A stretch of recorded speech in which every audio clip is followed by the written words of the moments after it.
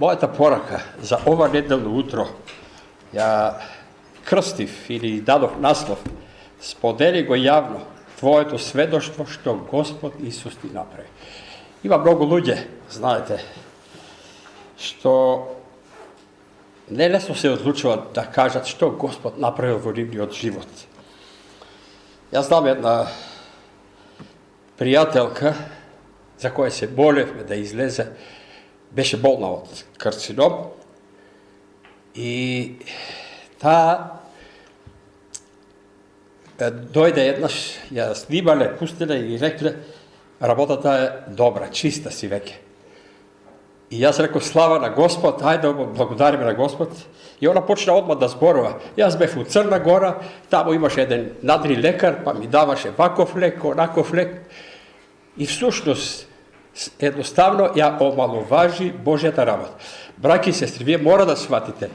И јас сум сватил веќе тоа дека Господ Исус, Господ Бог, нема да ја дели својата слава со човек. Или го прославуваме Господ, или не го прославуваме. Господ нема да дозволи дел од неговата слава нас да ни припадне. Кои сме ние? Ние сме грешници, помилувани од Господ Исус. И затоа ја би сакал два текста да читам од Лука 8 глава, 43 до 48 стих. Еве што вели Библијата. И една жена која страдаше 12 години од крвавење и сиот свој имот го беше потрошила по лекари, а ниеден не можел да ја излекува. Пристапувајќи одзади се допре до крајот на неговата облека и наеднаш и престана крвавењето. И рече Исус, кој се допре до мене? А бидејќи сите пореклюваа, му рече Петар и оние што беа со него, учителе, народот те опколил и те притиска, а ти прашуваш кој се допре до мене. Но Исус рече, некој се допре до мене, зашто сетив дека излезе сила од мене. Жената што види дека не може да се сокрие, со треперење пристапи, па како падна пред него, пред Исус, му кажа пред сиот народ зошто се допрела и дека веднаш оздравила. А тој рече, не бој се, ќерко, верата твоја те спаси. Оди си со мир. Истиот случај е запишан во Марко 5 глава, од 25 до 34 стих. Една жена што страдаше од крвавење 12 години и големи маки беше претрпела од мнозина лекари, потрошила се што имала и никаква полза не видела, а и станало дури уште полошо. Штом чу за Исус, се приближи одзади меѓу народот и се допре до облеката негова. Зашто си велеше, само ако се допрам до облеката негова ќе оздравам. И веднаш престана крвавењето и таа осети во телото свое дека е излекувана од болеста. А Исус одеднаш почувствува во себе како излезе сила од него и се сврте кон народот и рече, кој се допре до облеката моја? Учениците негови му рекоа, гледаш дека народот те притиска и прашуваш, кој се допре до мене? Тој гледаше наоколу за да ја види она што го направи тоа. Жената пак се уплаши и трепереше, па знаејќи што стана со неа, се приближи, падна пред него и му ја кажа целата вистина. А Исус рече, ќерко, верата твоја те спаси. Оди си со мир и биди здрава од болеста твоја. Драги браќи и сестри, се случува исцеление, но се случува и спасение. Затоа што жената призна, кажа се што поминала, ни сите тие перипетии што поминала. И Господ ти вели, ќерко, верата твоја те спаси. Тоа значи дека ти си веќе спасена. Денеска би зборувале за таа жена, која што го сподели своето сведоштво со Исус, му кажа како одела по лекари, како се испробала, парите ги потрошила, здравето и отишло, се разочарала од религијата, од медицината се разочарала. Се му расправи на Исус. Таа всушност го сподели јавно своето сведоштво što Господ Исус и направил. А тука около Исус имаше цела толпа народ, огромна толпа народ. И сите слушаа, гледате, и Марко потpuno истото го запишува, што и Лука го пишува. Ова жена боледуваше од крвотечение 12 години. Своето здравие таа одамна беше го загубила. Таа беше цела исушена. Може да замислите, 12 години да крававите. И секојдневно ја губи крвта. Крававела. И замислите, браќи и сестри, колку пари пак потрошила по лекари. Тогаш не постоело пензijsko и социјално осигурување. Секој требал да си ја плати својот преглед, својот третман од лекарите, да си го плати кеш. А лекарите не биле толку ефтини. И тогаш, како и сега. Ако идете у Систина, има да ве одерат, да не ви кажам поинаку. И сега замислите, браќи и сестри, медицината ништо не е помогнало. Низината здравствена состојба од ден на ден била се по-лоша. Цели 12 години. Таа за општеството била никој и ништо. 12 години никој и ништо за општеството. Таа си била досадна и на себе си. Јас верувам дека таа паѓала во отчај, во депресија, во разочарување, во страв. Нема излез од таа ситуација. И сега замислите, Исус и беше незината последна шанса во незиниот живот. Јас не сум жена и не знам што значи тоа да може човек да боледува од такво крвавење, па дури и 12 години да биде. Нито една жена, јас верувам дека не би сакала да биде во таа состојба. Ке погледнеме 3 работи од оваа порака, на темелот на нашиот текст. Искушенијата, како што ви кажав, беа добро представени од Никола. Сите ние ги имаме искушенијата. Ама секакви искушенија доаѓаат, здравствени, материјални и многу други искушенија доаѓаат. Но има излез. Ќе погледнеме неволјата на низината вера. Низината вера беше ставена на тест. Последниот покушај на низината вера ќе видиме. И на крајот ќе видиме триумфот, победата на низината вера. Но тоа требаше да помине доста време. Неволјата на низината вера. Еве 8 глава 43 стих вели, една жена која страдаше 12 години од крвавење и сиот свој имот го беше потрошила по лекари, а ниеден не можел да ја излекува. Ние денес ке зборуваме за верата на оваа жена. Како излезе од тоа искушение. Но што е тоа вера сега? Најдобро да погледнеме што Библијата вели за верата. Ако погледнеме во посланието до евреите, 11 глава, првиот стих, и таму има дефиниција за верата, браќи и сестри, вели, а верата е жива представа за она на кое се надеваме и докажување на она што не се гледа. Има луѓе кои што велат, додека не видам, не верувам. Па тој лаже всушност. Бидејќи многу работи не ги гледаме, а веруваме. Јас не сум бил никој пат у Јужна Америка или у Африка, не сум бил ја. Но јас знам дека постојат, јас верувам дека постоја и Јужна Америка и Африка постои. Така да, ако не видам, не верувам, тоа не држи. Во тој смисол, сите ние живееме со верба. Секој од нас верува во некои ствари кои не се гледат. Но вредноста на нашата вера, колко е јака, вредноста на нашата вера. Може би ние веруваме дека јас сум добар шофер, возач, и имам добра кола, и јас верувам дека тоа е мој цврст темел. Но знаете ли, ако пукне некоја спона, додека возам јас, некоја спона пукне на колата или на вуланот, колата оди во провалија. И каква е таа вера? Слаба вера, многу слаба вера. Или додека возам, те ударе апоплексија на мозокот или инфаркт. И што од таа вера што мислам дека сум добар возач? Ништо. Имаме слаб објект на верата. Да. Така и ова жена во незиниот живот имала погрешен предмет на верата. На незината вера и поради тоа потполно била скршена, се разбира, преди да дојде до цврстиот темел, до цврстиот предмет на верата. Најнапред ова жена ја изгубила довербата во своето здравје, своето физичко здравје. Читаме во Матеј 9 глава 20 стих вели: и ете една жена која беше страдала 12 години од крвавење. А тоа сака да ни каже дека пред 12 години таа жена била здрава, сигурно. Била јака и убава била, можеби. Да, навистина, таа била здрава, силна и убава.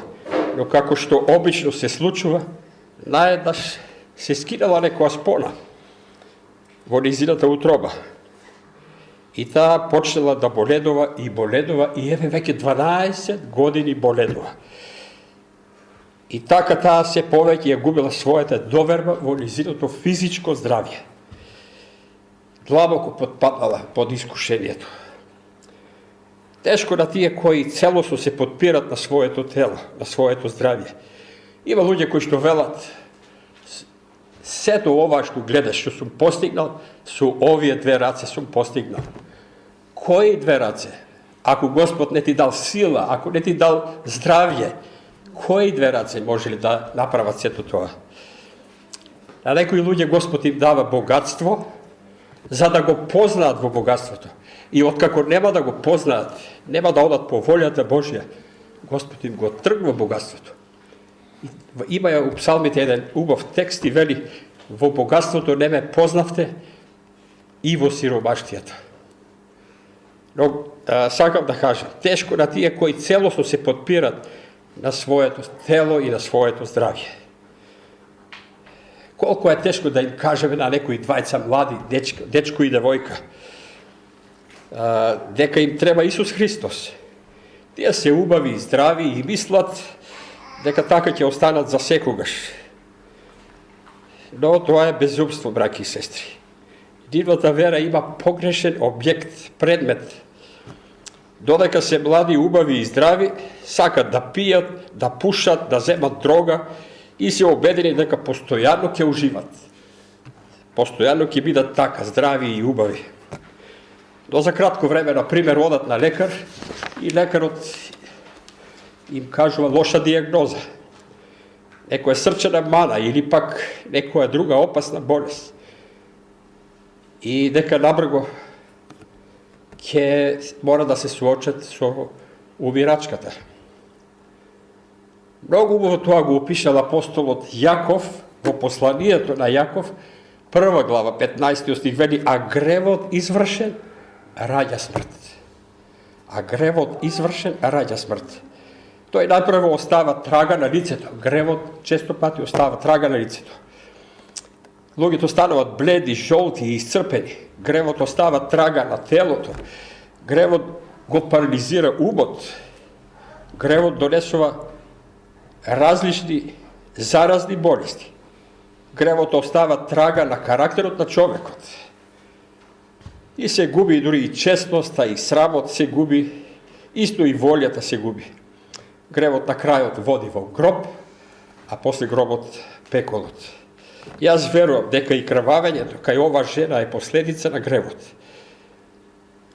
Искушение кој што Господ Бог го допуштил. Господ во Галатјаните, во посланието на Галатјаните добро е запишено, вели: Господ никогаш не причинава зло, никогаш не прави зло. Но Господ допушта со одредена цел, со возвишена цел. И така таа жена која некогаш се надевала на својата убавина, се надевала на своето тело и здравјето, сега и било јасно дека таа се излажала. И на човек кој ќе му падне надежта, можно е и да изврши и убиство, самоубиство, ствари. Видовме дека таа жена се разочарала од своето здравје. Но таа жена ја изгубила и довербата во медицината. Тоа ни вели исто 43 стих од пораката кој што ја читавме. Тамо вели, и сиот свој имот го потрошила по лекари, а ниеден не можел да излекува. Нејзината болест беше трагедија за неа, бидејќи ни медицината не и помогна. Медицината во нејзиното време сигурно помогнала на многу луѓе, како и денес. Многу луѓе преку медицината оздравуват, бидејќи Господ ја благословил и медицината. Но се не може медицината да направи. И нејзината болест медицината не можела да излекува. Едноставно немало лек. Некои луѓе сигурно сега помислуваат дека ние сме против лекарите. Не, браќи и сестри, напротив. Ние му благодариме на Господ за лекарите, за медицинските сестри, за фармацеутите. Ние му благодариме на Господ, бидејќи самиот Исус потврдува дека лекарите се потребни. Еве, во Лука 5 глава, 31 стих, Исус вели: на здравите не им требат лекарите, туку на болните. Исус ги одобрава лекарите. И со тоа нашиот Господ ги потврдил лекарите. Па и самиот писател на тоа Евангелие, што е пораката наша, Евангелието од Лука, по професија бил доктор Лука. И ако некој можел да успее со лековите, тогаш тој уште повеќе можел да успее. Гледайте, браќи и сестри, како доктор Лука, писателот на Евангелието од Лука, пишува, 43 стих: и сиот свој имот го беше потрошила по лекари, а ниеден не можел да излекува. Тој човек е лекар, меѓутоа без пардон за другите колеги, за лекарите. Отворено кажува дека и лекарите не можат се да излекуват. Значи, ниеден лекар не можел да излекува оваа жена.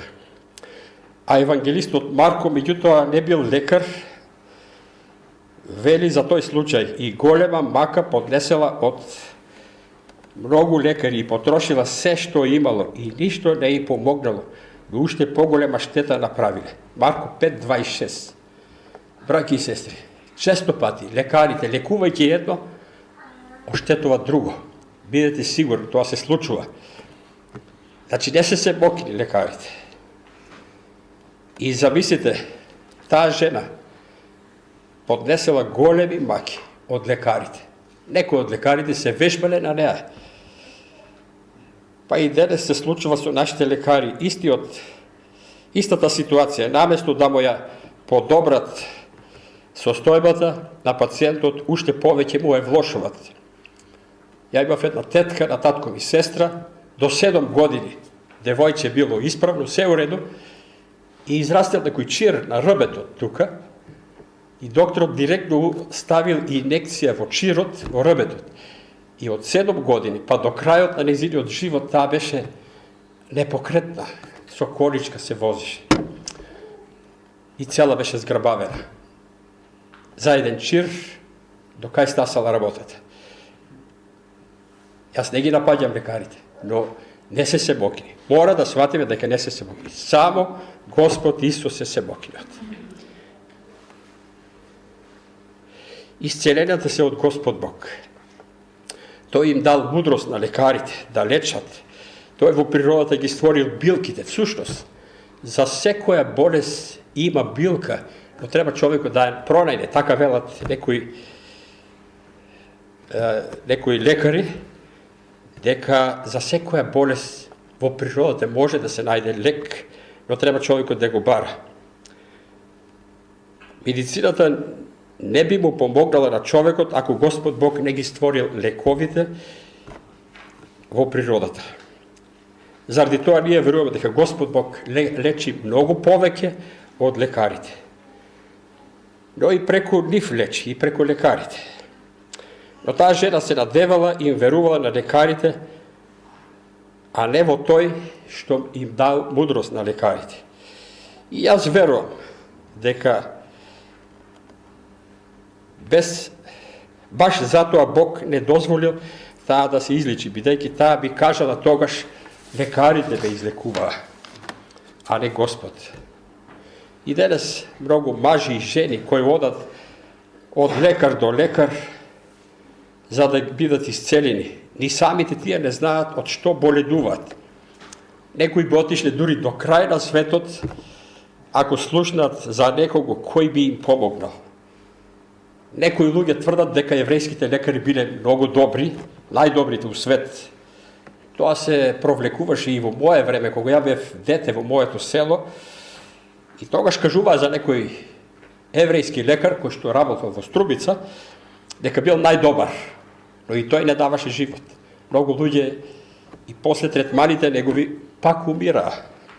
Ова жена ги помирила сите лекари, можеби, и одела од еден на друг лекар, кај ќе чуе дека има можност да биде исцелена. Можеби таа одела и во Египет, и таму биле добри лекарите, но ништо фајде. Нејното крварење си продолжувало. Можеби одела таа жена и во Сирија. Во Сирија лекарите биле окултисти, но и тоа не им помогнало.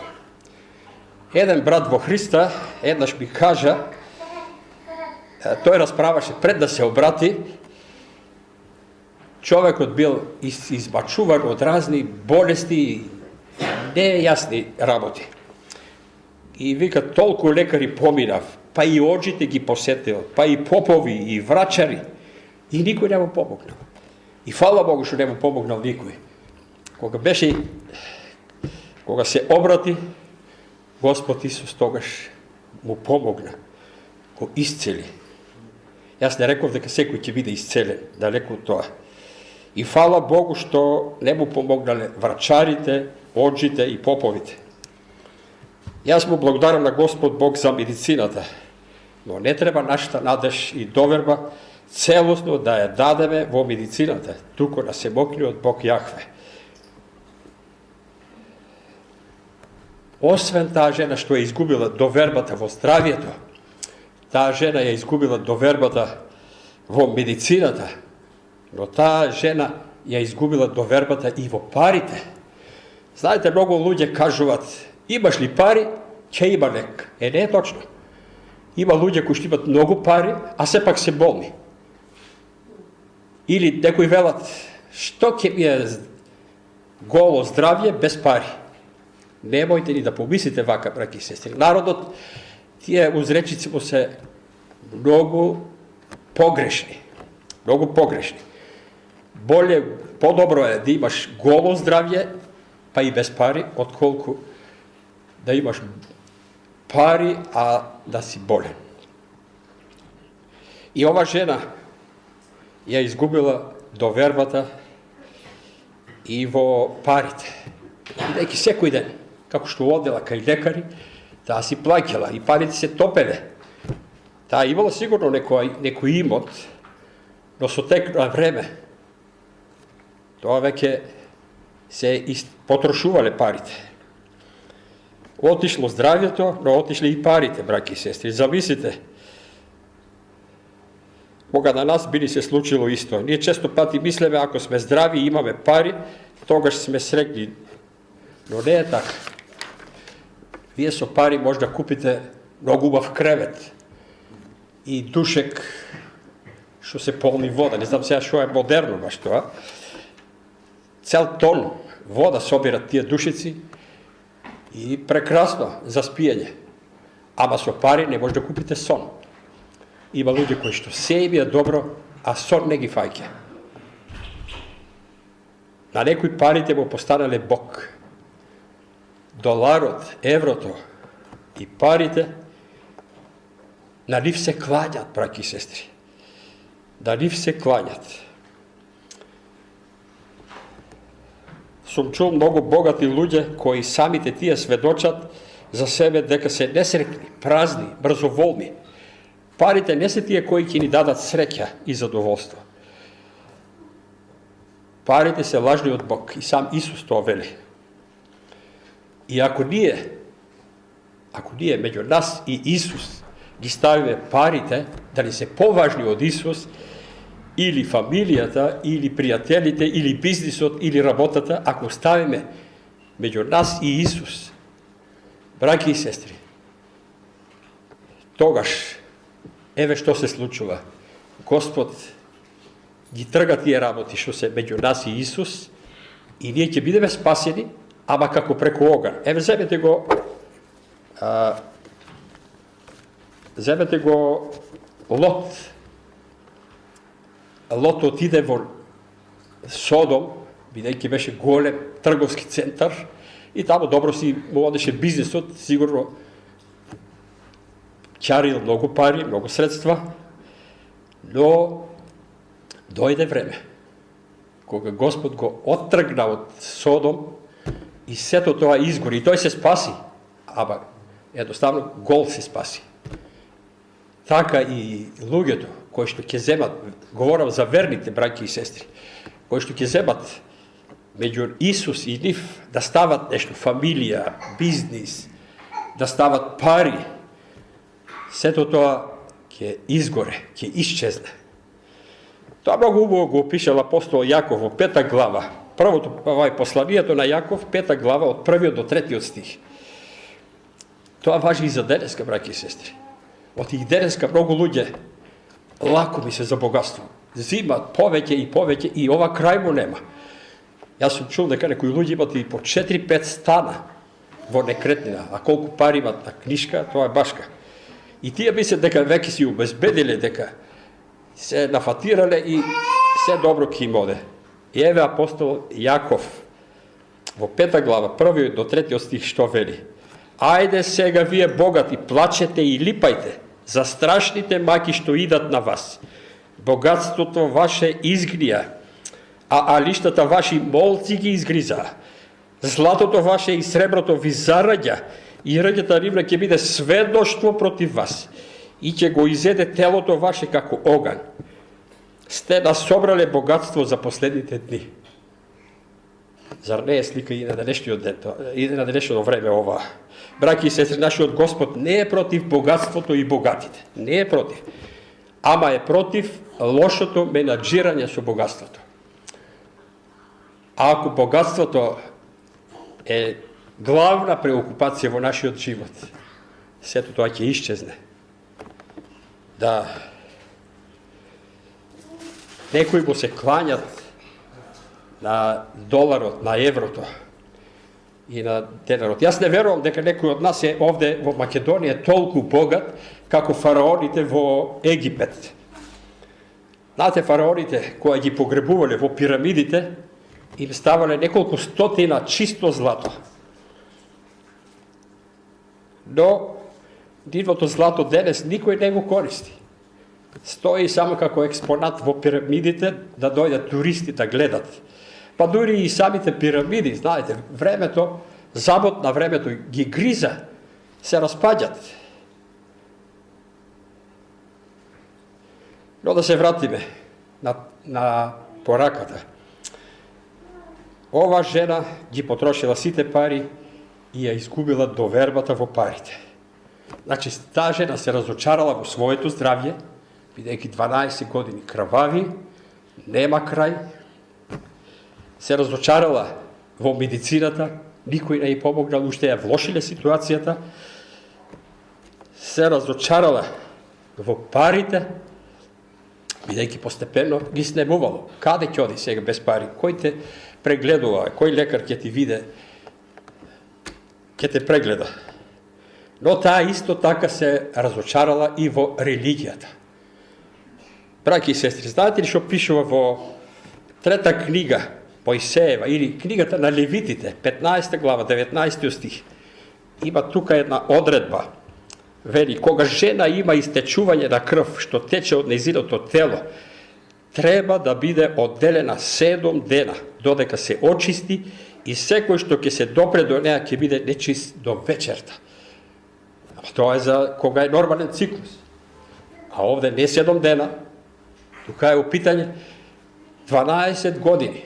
И таа жена не смеела да оди во синагога, не смеела да оди во храмот, не смеела да оди да се поздравува со свештеникот. Замислите, какво разочарување било тоа за неа. И денеска е така во религиозниот свет, традиционалните цркви. Има и радници луѓе кои што одат во традиционалните цркви, мислат дека тука ќе најдат духовно здравје, чистота, морал. И не можат сето тоа да го најдат во црквите, полни со церемонии, ритуали, обичаи и измишлјотини. Какви ритуали се прават? Земат две свејки, па ги прави вака, па под маса се протнуват. Направени толку ритуали да не знам и како ги запамтиле, што треба и кај треба да се прави тоа. Но немат мир во душата, тие што ќе го прават тоа. Не се исполнети. Јас верувам дека многу од овде сте биле во такви цркви и можете да посведочите дека не сте доживеале никаква промена. Не, браќи и сестри, ни црквите, ни свештениците не ќе можат да ви помогнат. Имаме еден убав трактат, не знам дали уште имаме кај нас од тој трактат, и имаше наслов "Која црква спасува?" Која црква спасува? И знаете ли, на крајот, заклучокот на трактатот е: никоја црква не спасува, само Исус Христос спасува. Еве во Дела на апостолите, 4 глава, 12 стих, тоа е добро запишено и вели: и во никој друг нема спасение, зашто под небото нема друго име дадено на луѓето, преку кое би можеле да се спасиме. Само Исус Христос спасува. Милиони луѓе се надеват во својата црква, во свештениците, се надеват на светците, на киповите, на верските обреди, на церемониите, но, браќи и сестри, сето тоа е само религија, која не е можно да спасува. И ова жена, што крварила 12 години, името не го знаеме, таа е изгубила надежта и вербата во религијата. Таа е изгубила надежта во парите, во здравјето, во медицината. И каде сега да најде лек за нејзината болест, за нејзиното крвотечение? Никаде. Освен кај Господ Исус. Често пати Господ Бог не доведува до такво дереđе, кога се ќе испробаме и никаде нема да најдеме лек, освен кај Исус.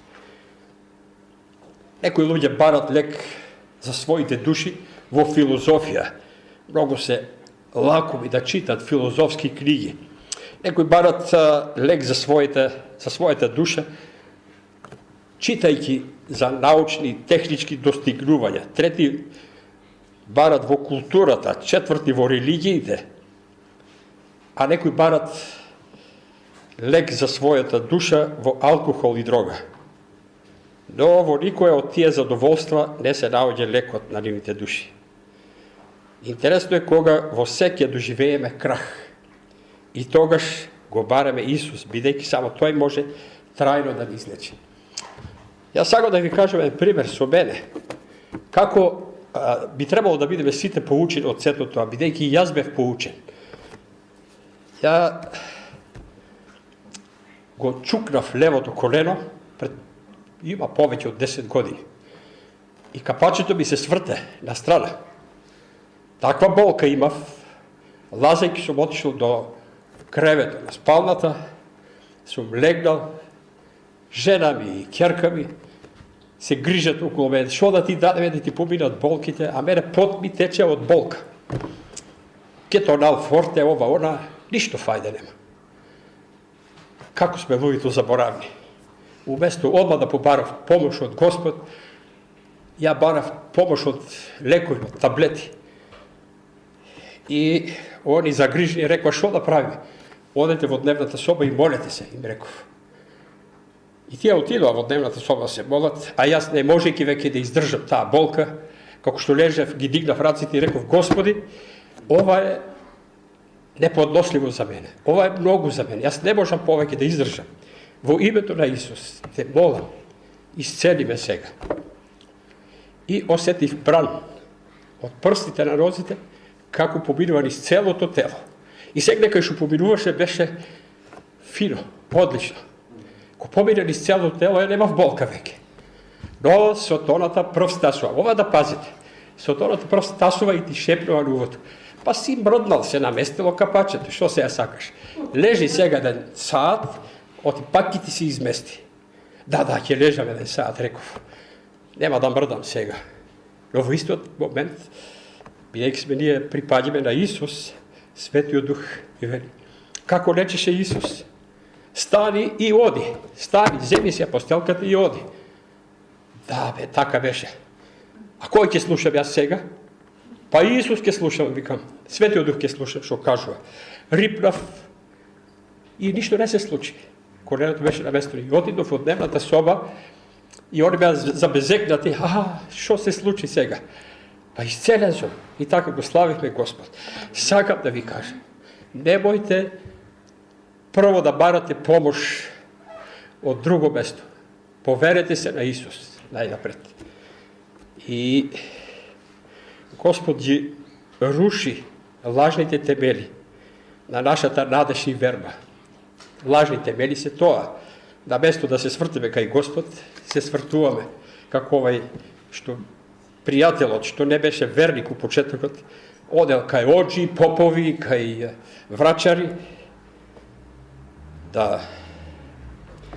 И така да Бог ги руши тие темели, од како припаѓаме на Него. Но сега, после ова, таа жена го прави последниот покушај, последниот чекор на верата. Откако ја изгубила надежта во своето здравје, ја изгубила довербата во медицината, ја изгубила довербата во парите, ја изгубила довербата во религијата, сега таа прави чекор на вера. И мене ми се допаѓа што оваа жена не паднала под депресија, во отчај, во безнадежност. Но таа жена се сетила и рекла, ќе одам кај Исус. А Исус тогаш со толпата поминувал баш од таму. Огромна толпа одела кај Исус, знаете. Како што вели евангелистот Марко, кога таа жена слушнала за Исус. Таа слушнала и порано за Исус. Кој не знаеше во Израел дека Исус е тој кој што оди од село и град и проповеда за Божјето царство. Но често пати и луѓето слушнуваат за Исус, ама не се заинтересирани, бидејќи ништо не ги тангира, не се болни, не се во искушение. И сега размислила и рекла, ќе одам кај Исус. Тој ќе ме излекува. Сигурно рекла таа жена, мојата убавина отиде, моето здравје, веќе 12 години, од лошо по лошо, нема подобрување. Медицината не ми помогна. Но не рекла таа, ајде ќе пробам кај Исус. Знаете, имаше една особа, кој што бевме на една конференција, и после тоа повика, кој сака да дојде, кој има потреба да дојде, да се молиме за него, за оздравување, ако има. И излегува некои луѓе, а таа особа ми се сврте кај мене и рече, а шо велиш и јас да излезам, може би Господ па ќе ми исцели. Ја реков, не излегувај. Ова не е вера, ти што кажуваш. Може би, ајде да пробам. Нема пробање. Треба да истапиш со цврста вера. И еве таа жена што сигурно рекла, ајде кај Исус. Тој може сигурно да ми помогне. Таа имала цврста вера. И еве што пишува 44 стих вели, пристапувајќи од зади, кришум, се допре до крајот на неговата облека и наеднаш и престана крвавењето. Таа поверува дека Исус, тој е Синот Божи, спасителот на грешниците. Исус ги исцелуваше луѓето бесплатно, браќи и сестри. Нигде не пише дека Исус зема пари од некој што го исцели. Има еден исцелител Иван меѓу Кубаново и Крива Паланка. Има една барака тамо напишена и тој Иван и да не ве исцели и да не ви помогне, важно ќе си наплати тој. Но тој работи, кобаги има слики од Богородица и од светци, ама тој е под обсесија на ѓаволот. Бидејќи тој не верува како што треба според Библијата. А Исус не земаше од никој пари. И жената доаѓа лично кај Исус. Но таа се срамела не од Исус, се срамела од себе си, бидејќи била во таква ситуација што обредниот закон забранува да се доближи до некој, бидејќи ќе го направи нечист. И таа се допре до облеката од позади, бидејќи цврсто веруваше, како што вели Марко Евангелијот, цврсто веруваше, ако се допрам до облеката негова, ќе го здравам. И Исус тогаш се свртува и вели, кој се допре до мене? Еве читаме 45 стих. А бидејќи сите порекнуваа, му рече Петар и оние што беа со него: Учителе, народот те обкорил и те притиска, а ти прашуваш кој се допре до мене. О, драги браќи и сестри, таму било многу народ. И некои дошле од радознавост, што би рекле да гледат циркус, како Господ ќе излече некој, како ќе стане од ударот, а некои дошле па за да го критикуват, да уфатат у збор. Некои дошле па да сметат и да прават неред. Но Исус тие допири не ги занемарува и вели, некој се допре до мене. Тој го почувствува допирот на верата на оваа жена. Ова жена беше се допрела до Исус со вера. Драги браќи и сестри, Бог нема никого да го спаси со сила, туку само тогаш кога со вера ќе се допре до Исус, како што направи ова жена. Таа жена го допрела Исуса одлучно и рекла, сега или веташ. Ако сега не го допрам, Исус може би никој пат нема да помине пак од тук. 12 години течела крв од низиното тело. Била исцрпена, анемична. И кога слушнала за Исус, таа ги употребила своите последни сили. Последна капка од сила ја употребила. И ја додирнала облеката, наметката на Исус. Знаете, облеките не беа како сега панталони ова, него наметки беа тоа. Како што гледате и по некои слики што има цртежи. И таа верувала цврсто дека, макар и ако е добре облеката на Исус ќе оздраве. Како што вели во Марко, бидејќи велеше, ако само се допрам до неговата облека, ќе оздравам. Браќи и сестри, ќе се сетите во почетокот на вашата вера, кога дојдовте кај Исус. Вас ви требаше одлука, и мене ми требаше одлука. Ја колку се двоумив, дали да дигнам раката и да го прифатам Исус, па што ќе кажат луѓето за мене? Леле, овај изиграва верник, а уште не е обратен. И на крај реков, кого ќе слушаме? И едноставно го примив Исус. Одлуката беше таа. И немојте да, ако не сте уште го прифатиле Исус, јас верам дека сите сме тука верници, но ако има некој кој што уште не го прифатил Исус, еме одлука, сега ќе донесам одлука. Со секое одлагање, се потешко е после да се дојде до вера во Исус. Таа жена го дотирнала Христос намерно. Не случајно се допрела, па ајде оздравела. Намерно оди. И вели, 44 стих вели, пристапувајќи од зади, се допре до крајот на неговата облека. Светиот Дух ни сведочи преку пророк Исаја 53:4.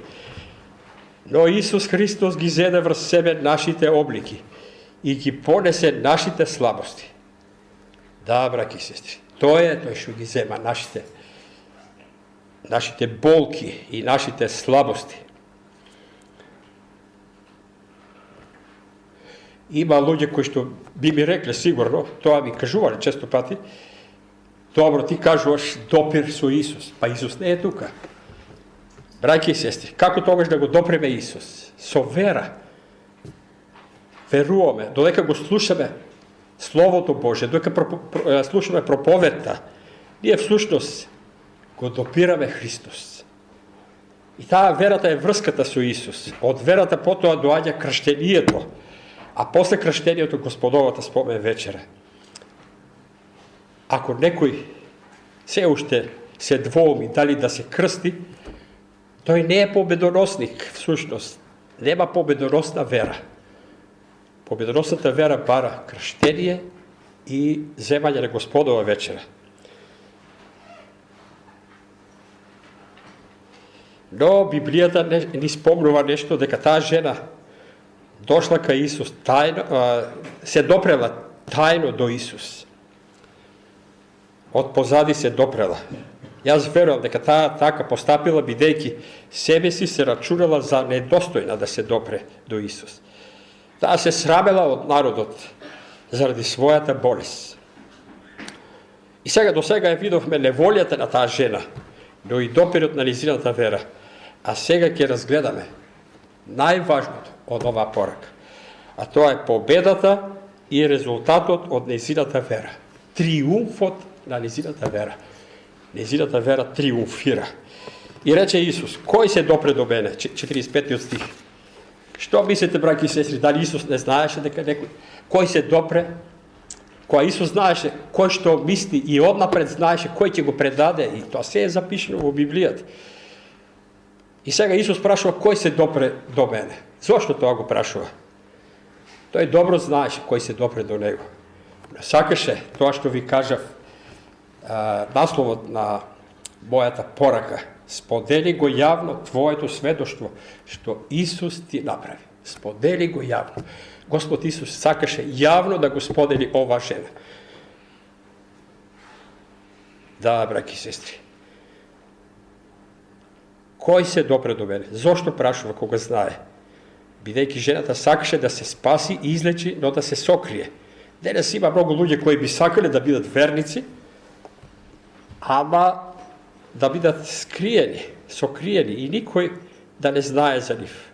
Не, браќи и сестри. Исус тоа не го сака.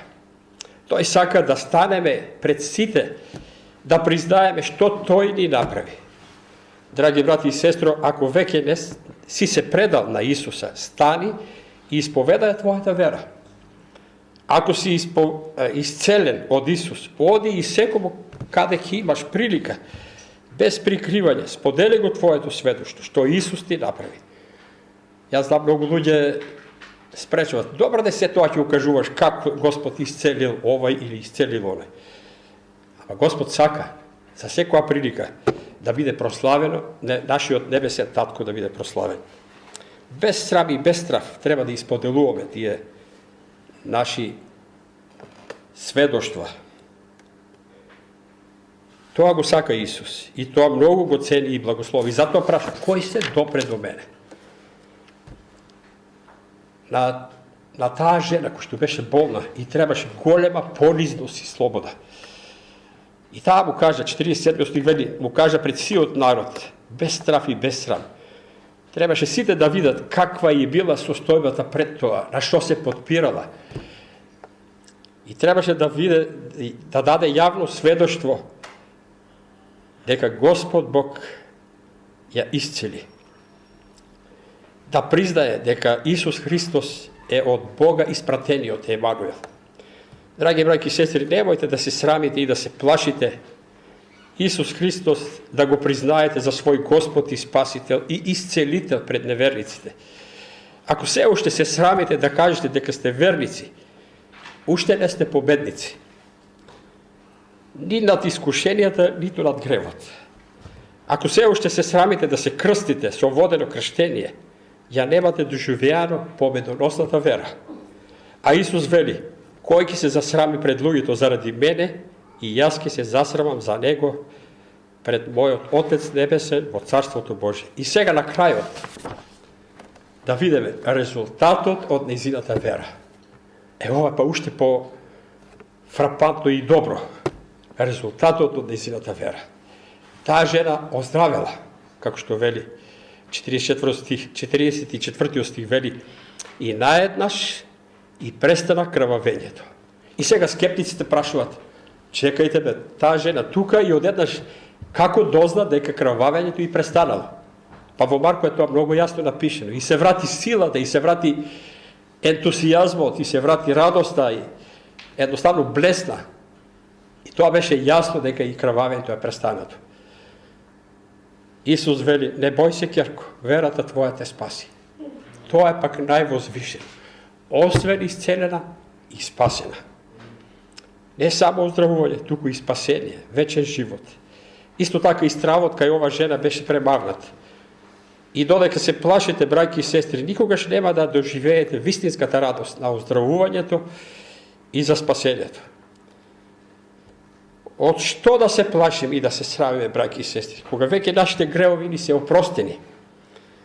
Од што да се плашиме, кога веќе сме спасени од пеколот? Ние пеколот нема да го видиме воопшто, бидејќи нема да одиме во пеколот ние. Нека се плашат неверниците, тие кои ги прогонуват Христовите слуги. Тие треба да се плашат, бидејќи после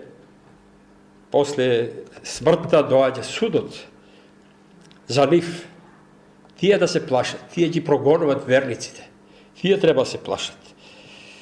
И сакаш ли да го имаш мирот Божи?